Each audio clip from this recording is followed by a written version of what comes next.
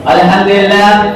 الحمد لله وكفى وسلام على عباده الذين اصطفى أما بعد أعوذ بالله من الشيطان الرجيم بسم الله الرحمن الرحيم ولا تهنوا ولا تحزنوا وأنتم الأعلون إن كنتم مؤمنين وقال النبي صلى الله عليه وسلم حب الوطن من الإيمان أو كما قال عليه الصلاة والسلام صدق الله العظيم جدا بدن سے ہرگز آیا پیرہن ہونگے جدا بدن سے ہرگز آیا پیرہن ہونگے وطن کے ہو کر بھی ابنان بے وطن ہونگے مطالبہ کبھی ہجرت کا ہم سے مت کرنا مطالبہ کبھی ہجرت کا ہم سے مت کرنا یہی جیل کے مریں گے اور یہی دفن ہوں گے معزز سامعین کرام اور ہمارے اساتذہ کرام اور ہمارے ساتھیوں جب بڑا وقت گلستہ پہ تو خوب ہم نے دیا کہ جب بڑا وقت گلستہ پہ تو خوب ہم نے دیا اب باہر آئی کہتے ہیں کہ تیرا کام نہیں معزز سامعین کرام آج کے تاریخ ششریہ میں آزادی کے موقع پر آپ حجہ کے جس موقع پر کرنے کی فرمائش کی ہے سچ بات ہوا ہے کہ میں اس لائق نہیں ہوں نہ میری زبان میں بات طاقت ہے اور نہیں میرا مطالعہ اتنا وسیع ہے آج ہندوستان کی تاریخ کو لے کر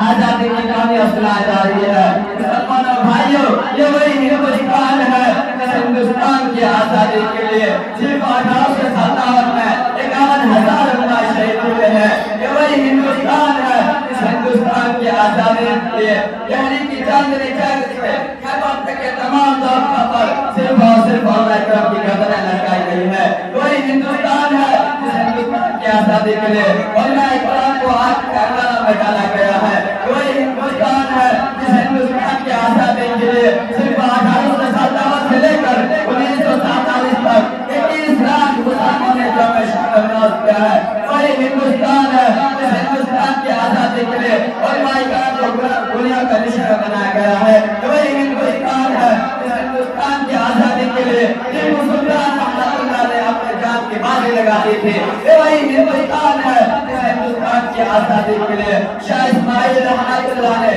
اپنی گردن کٹوائی تھی وہی ہندوستان ہے جس ہندوستان کی آزادی کے لیے سارے مسلمانوں نے اپنا تن من دھن قربان کر دیا تھا دوست اگر نیا معلوم ہوتا تو اس ملک میں اپنی جان کی بازی نہ لگاتے مسلمانوں کے حقوق سے محروم کر جا رہا ہے مسلمانوں کے معصوم بچے اور بچیوں کو گولیاں کا نشانہ بنایا جا رہا ہے مسلمانوں کے مدارس و مکاتب میں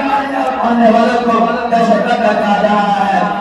مسلمان اور بہنوں کو مولانا جگہ پر مضمون کہا جا رہا ہے سارے اسلام کے جنازے نکالے جا رہے ہیں گائے کی قربانی پر پابندی لگایا جا رہا ہے اور مسلمان پر نامزدہ کیا جا رہا ہے اور اس نکال پر آزاد کے خلاف مقدمہ بحث ہو رہی ہے کلام کی سزا کو چھیڑ کر مسلمان کو بھڑکایا جا رہا ہے دہشت گرد اور خاموش کہا جا رہا ہے CANPR NRC جیسے گندے اور کالے قانون کو لا کر مسلمانوں کو ٹینشن میں کمپر میں ٹینشن میں ڈالا جا رہا ہے مسلمانوں بھائیوں ہمارے اکرام اسلام میں معلوم ہوتا تو اپنے کعبہ کی قسم وہ لوگ کبھی بھی اس ملک کو انگریز اور غلامی کا آزاد کرنے کے لیے اتنی بڑی بڑی قربانیاں حکومت اندھے غداروں کے راہ دیتے مسلمانوں بھائیوں ہم پوچھنا چاہتے وطن کے غداروں سے ہم پوچھنا چاہتے وطن کے جیسا سے یہ کہتے ہیں کہ کسی ملک ہے ایک ایسا آزادی ہے جس ملک میں صرف مسلمانوں کے اوپر بڑا طلب کی جائے اے ہندوستان کے غدار حکمرانوں کان کھول کر سن لو آزادی اسی کا نام ہے ہمیں آزادی طلبگار نہیں ہے ہمیں آزادی چاہیے تو قرآن کریم کی حفاظت کی آزادی چاہیے ہمیں آزادی چاہیے تو مدارس کی حفاظت کی آزادی چاہیے ہمیں آزادی چاہیے تو جان و مال کی حفاظت کی آزادی چاہیے ہمیں آزادی چاہیے تو شاعر کی حفاظت کی آزادی چاہیے ہمیں آزادی چاہیے تو مساجد و مکاتب کی حفاظت کی آزادی چاہیے ہمیں آزادی چاہیے تو ہمارے ماں اور بہنوں کی حفاظت کی آزادی چاہیے مسلمانوں بھائیوں آج ہمارے تاریخ سے نام و نشان مٹایا جا رہا ہے جیسے آزادی سے ہمارے کارناموں کو نکالا جا رہا ہے براسی طبعہ کہہ رہا ہے کہ اے مسلمانوں تمہارا کوئی ہندوستان میں حق نہیں ہے ہندوستان میں تمہارا کوئی ادھیکار نہیں ہے اور کوئی حق ہے اور کوئی ادھیکار ہے تو بتاؤ تم نے ہندوستان کو کیا دیا ہے تمہارے باپ دادا نے ہندوستان کو کیا دیا ہے ہم بتا دینا چاہتے ہیں وطن کے چوروں کو ہم دینا چاہتے ہیں وطن کے ڈاکوؤں کو، ہم بدلہ دینا چاہتے ہیں وطن کے غداروں کو، اور ہم بدلہ دینا چاہتے ہیں جاہل حکمرانوں کو، اور ہم بدلہ دینا چاہتے ہیں جنرلوں کو، اور ہم بدلہ دینا چاہتے ہیں سیاستدانوں کو۔ جاؤ ہمالیہ کی گنگا سے پوچھو، چاہے ہندوستان کی صحرائیوں سے پوچھو، چاہے ہندوستان کے اونچے اونچے پہاڑوں سے پوچھو، چاہے ہندوستان کے علماء کرام سے پوچھو، چاہے ہندوستان کے ستارے اور چاہے سورج سے پوچھو، اور ان سب سے اگر نہیں پوچھ سکتے ہو تو جاؤ اپنے اپنے باپ سے ہی جا کر پوچھ لو ہندوستان کو مسلمانوں نے کیا کیا دیا ہے۔ دوستو، میں ہندوستان کے غدار مجاہد حکمرانوں کو احساس کا دینا بھی مناسب سمجھتا ہوں۔ یا کون کہہ رہا ہے کہ معیار کیا دو، ارے یا کون کہہ رہا ہے کہ معیار کیا دو، دشمن جو ہاتھ مار لیتا ہے تلوار کیا دو، ارے گھٹ گھٹ کر 5 سال جینے سے بہتر ہے، ارے گھٹ گھٹ کر 5 سال جینے سے بہتر ہے اگر سرکار نہ مان رہے تو سرکار گرا دو۔ وہاں پر تعاون الحمدللہ رب العالمین۔ السلام علیکم ورحمۃ اللہ وبرکاتہ۔ بہت خوب عزیز بچوں، اپنی تعریف کرو اس ملک کو آزاد کرانے میں جہاں ہندو، سکھ، عیسائی اور دوسرے مذاہب کے لوگوں نے حصہ لیا، وہیں اس ملک کو آزاد کرانے میں ہم نے اپنے پسینے نہیں بلکہ اس ملک کو خون سے سینچا ہے۔ حکومت کے احوانوں اور حکومت کے ٹھیکیداروں سے یہ آواز پہنچا دو، یہ ملک تمہاری جاگیر نہیں ہے، اس ملک کو ہم نے آزاد کیا ہے۔ دلی کی جامع مسجد ہم نے دیا ہے، لال قلعہ ہم نے دیا ہے، آگرہ کو تاج محل پور شکوہ عمارت ہم نے دیا ہے، اور دلی کی جامع مسجد سے لے کر خیبر تک، لاہور تک، ہر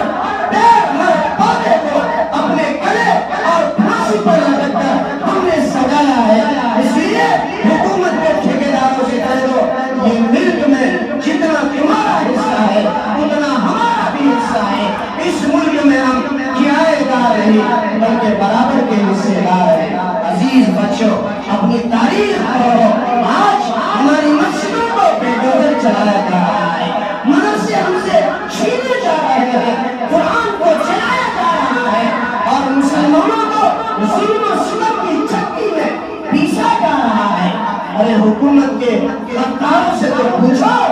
جب 1857 کی جنگ آزادی مظفر نگر کے قصبہ شاملی کے میدان میں لڑا جا رہا تھا، تم انگریز کے چیتو چار تھے، پٹھے تھے، غلامی کر رہے تھے۔ ہمارے اکابرین نے، ہمارے بزرگوں نے اور ہمارے دیوبند نے اپنے سینے میں گولیاں کھا کر حسین احمد مدنی نے کفن پہن کر کہا تھا، لیے پھرتی ہے بلبل چونچ میں گل اور شہید ناصری دلبل کہاں ہے۔ حضرت نے جلسے میں جب یہ خطاب کیا، نعرہ لگا رہا تھا، محمود الحسن دیوبندی کفن پہن کے جاتا ہے، حسین احمد مدنی کفن پہن کے جاتا ہے کہ جب تک یہ ملک آزاد نہیں ہو جائے گا اس وقت تک محمود الحسن کا یہی فتویٰ تھا، انگریز کی فوج میں بھرتی ہونا حرام ہے۔ میرے پیارے بچوں اور بچیوں، اپنی تاریخ پڑھو،